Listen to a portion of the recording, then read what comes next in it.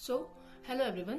तो आज हम जिस ड्रग की या हर्ब की बात करेंगे वो है लवंग या फिर क्लोव या फिर जिसे हम लौंग कहते हैं। तो ऐसे तो लौंग के बहुत सारे फंक्शंस हैं और बहुत सारे इफेक्ट्स वो हमारी बॉडी पे शो करता है, लेकिन फिर भी हर ड्रग की कुछ मेन बेनिफिट्स या यूजेस होते हैं। तो आज हम हमारी जो मिरेकल हर्ब लवंग है उसी के कुछ ऐसे यूजेस की बात करेंगे जो हमारे लिए बहुत बेनिफिशियल होते हैं। तो लवंग का जो एक प्राइमरी या मेन फंक्शन हम कह सकते हैं वो एज अ एक्सपेक्टोरेंट है, यानी आयुर्वेदा में उस जिसे हम छेदन कर्म कहते हैं। तो वो ये कैसे शो करता है, तो जैसे हमें कभी भी कोल्ड या फिर कफ होता है तो हम क्या करते हैं, कफ सिरप्स लेते हैं। तो उनका क्या फंक्शन होता है कि वो हमारे जो कंठ में या फिर जो हमारे चेस्ट एरिया में जो कफ होता है, जो हमें हैवीनेस फील कराता है, उसे बाहर निकालता है बॉडी से। तो सेम फंक्शन लवंग का भी होता है। लवंग क्या करता है कि जैसे आप लवंग को कंज्यूम करते हैं तो वो कंज्यूम करती है, उसका जो रस होता है, तिक्त और कटु उसका रस है, तो उस रस के कारण वो हमारी बॉडी से या हमारे कंठ से जो इरिटेटिंग कफ होता है उससे शरीर से बाहर निकालता है कफिंग के थ्रू। इसी तरीके से लौंग एक्यूमुलेटेड कफ को शरीर से बाहर निकालकर अपना एक्सपेक्टोरेंट जो फंक्शन होता है वो शो करता है। ठीक है, तो इसके लिए आप जो योग है वो ले सकते हैं, लवंग आदि वटी ले सकते हैं या फिर लवंग आदि चूर्ण ले सकते हैं। ठीक है, तो अब जो हम लौंग के सेकंड फंक्शन की बात करेंगे या सेकंड यूज की बात करेंगे वो है डेंटल कैरीज या डेंटल कैविटी में।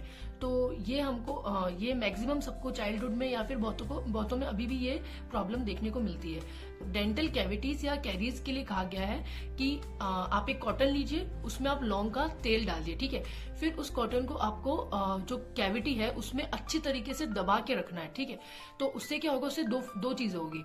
तो पहला तो वहां का जो पेन है वो सप्रेस हो जाएगा। ओके, तो जो लौंग का तेल है वो पेन को सप्रेस करेगा। सेकंड, कहा गया है कि वहां पे जो कृमि प्रेजेंट है उन्हें मारेगा, यानी जो वहां पे प्रेजेंट कृमि वो मर जाएंगे।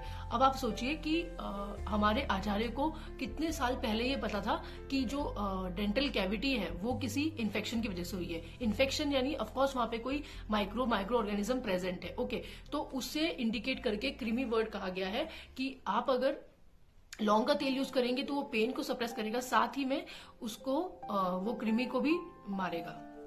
तो इसी तरीके से बात करते हैं अब लौंग के थर्ड फंक्शन की।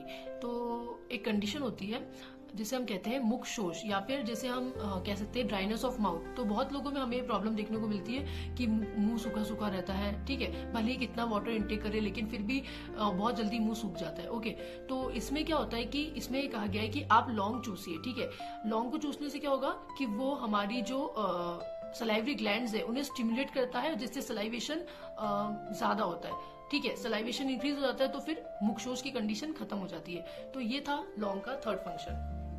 So that's all for today's video.